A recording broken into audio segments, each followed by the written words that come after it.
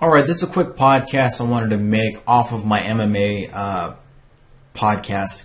A lot of people have been asking me to do another video here on my Illuminated Nuker channel, and I haven't really done it so much, mostly because of the fact that I've been so busy with all the other channels that I do on YouTube and that I have a radio channel now that's dedicated to mixed martial arts.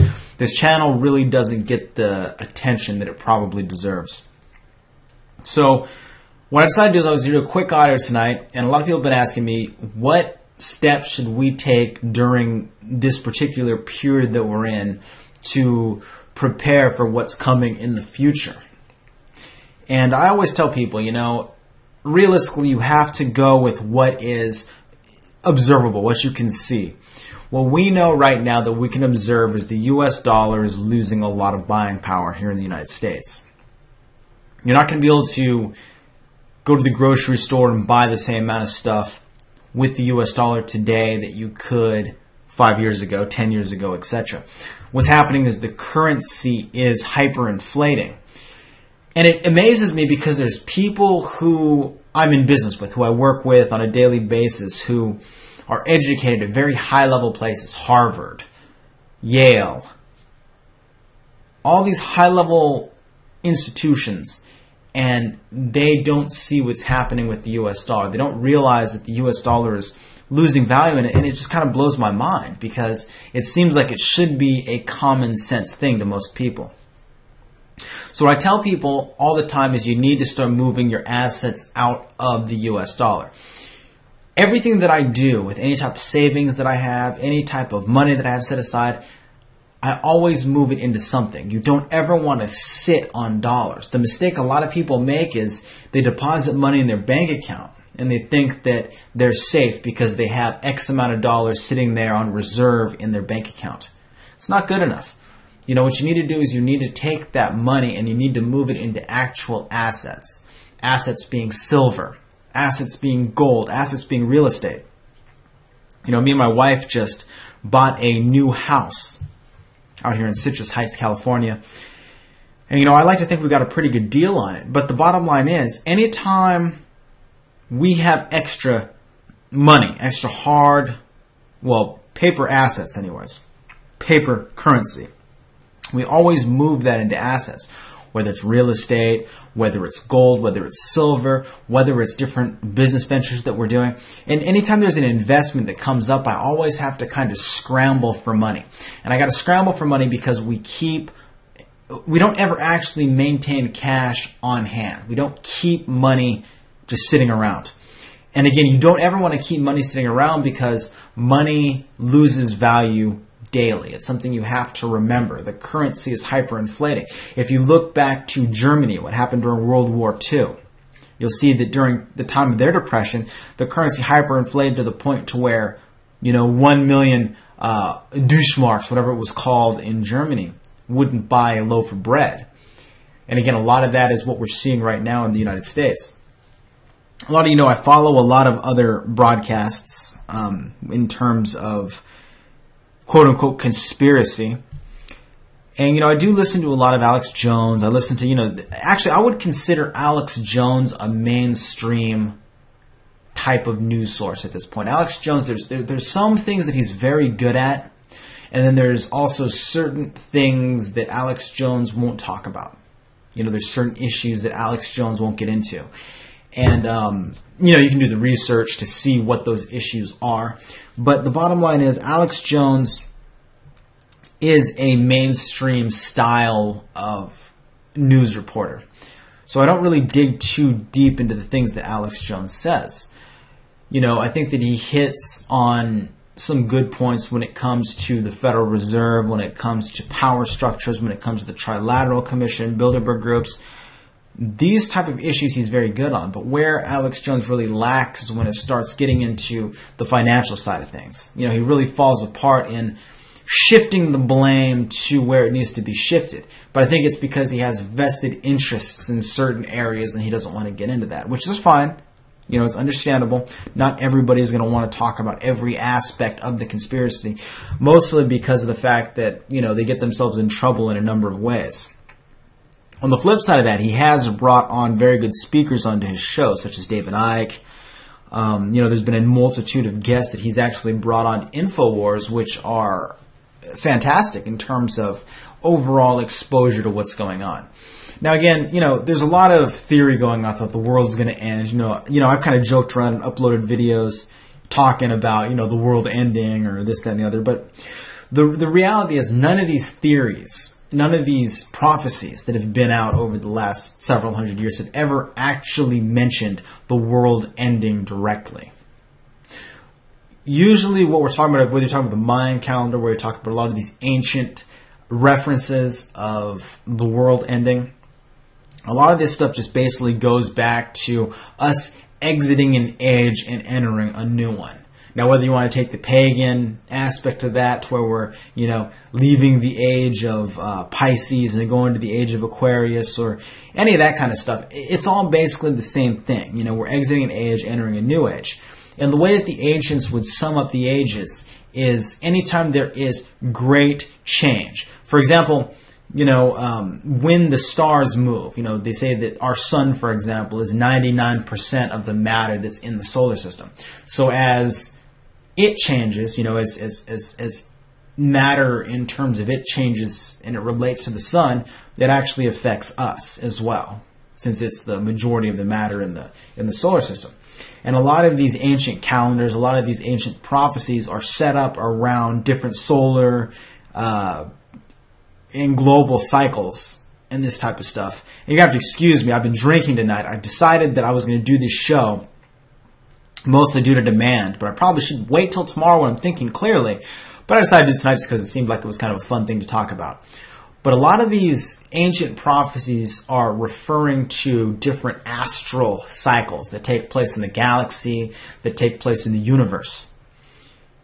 And a lot of these calendars are set up to predict certain time frames that, exist in these different types of cycles. And the belief is as matter changes outside, it also changes inside, if that kind of makes sense. They believe that the way that matter in the universe and the galaxy move actually changes moods, it changes situation, it changes mindsets, it changes perspective, it changes everything here on Earth, is what these calendars basically predicted. Now, for those of you that aren't aware of theories and of explanation of things like the ether, of things like the spirit world and things like that, you definitely want to look into it. There's a lot of good videos that were put out by Chris Everard. He talks about, he's probably one of the best when it comes to alternative research, mostly because he shines light on a lot of really ancient and even esoteric concepts when it comes to spirituality. The ether, for example, is believed to be an invisible realm that exists around the earth. There's like different levels to it. And they talk about, the actual life force that animates the human body. And it's amazing how much evidence of this stuff is actually out there. There's a lot of people that are atheists or that are even Christians or different types of these denominations. And each one of these people, like whether you're an atheist or you're a Christian, you are being blindsided by belief.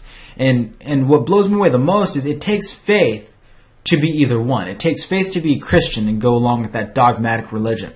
And it also takes faith to be an atheist, because it takes quite a bit of belief to actually stand there and think that you have enough information available at your fingertips to come to the determination that there isn't anything more than what we see.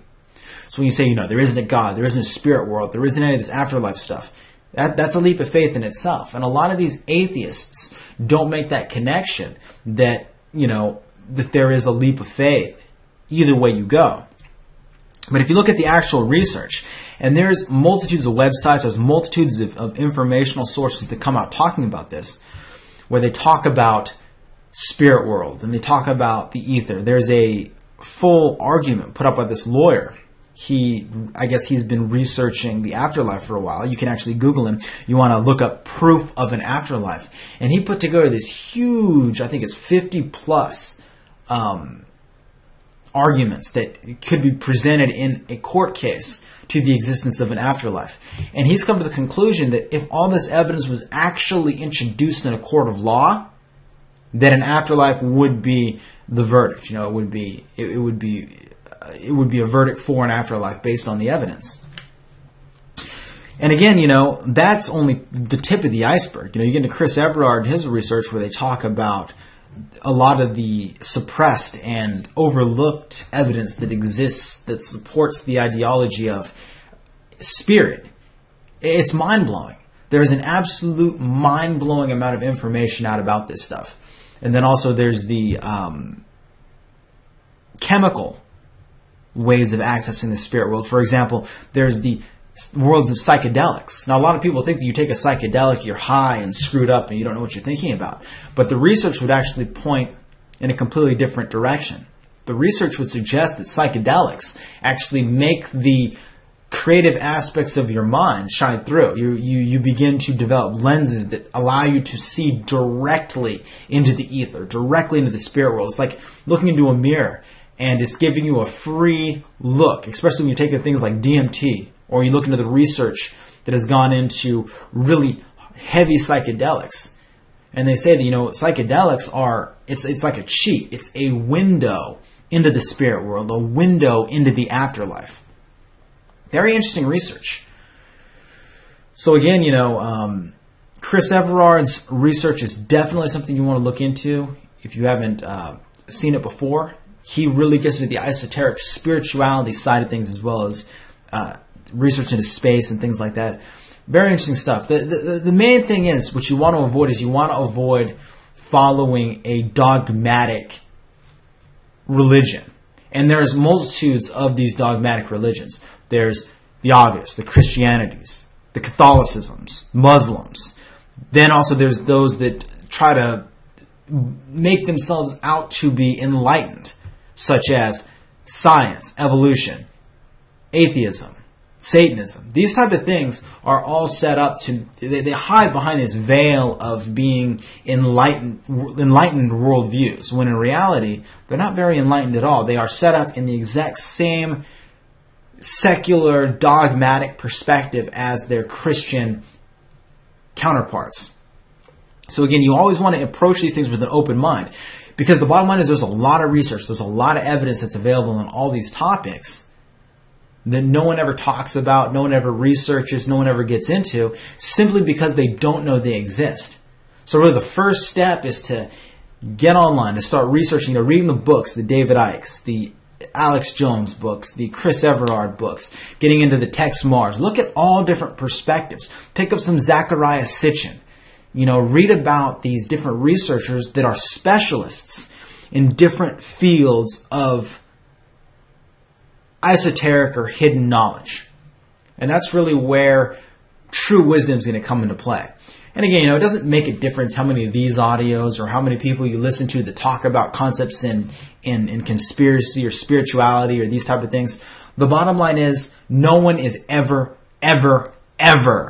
going to have 100% of the information. It's impossible. There's so much of it out there, and there's a diversity of perspectives. And there may not be just one correct answer. There may be multiple correct answers, because the universe doesn't make this decision on what's right and what's wrong. There's no black and white areas when it comes to eternal. There's a lot of gray area. There's 99.99% of the universe we don't know. So all this stuff is certainly worth looking at. And that's just kind of like the idea I wanted to put out for a day, and the recording that I wanted to put out today for this channel. So I guess the point that I'm trying to get across is you want to open your mind. You want to look into concepts, into different ways of thinking that you haven't looked at before, because realistically the only way that you're going to be able to expand your mind or to be able to expand your horizons is to look in a direction you've never looked at before. If you never make that effort to think differently, you'll always think the same, and you never get anything different by doing things the same way you were doing them the day before. So you always want to strive for change and different perspectives, and don't ever take one answer as being absolute. You always want to have room to be flexible, and you constantly want to be learning, because it is impossible to know everything. And that's the recording for today.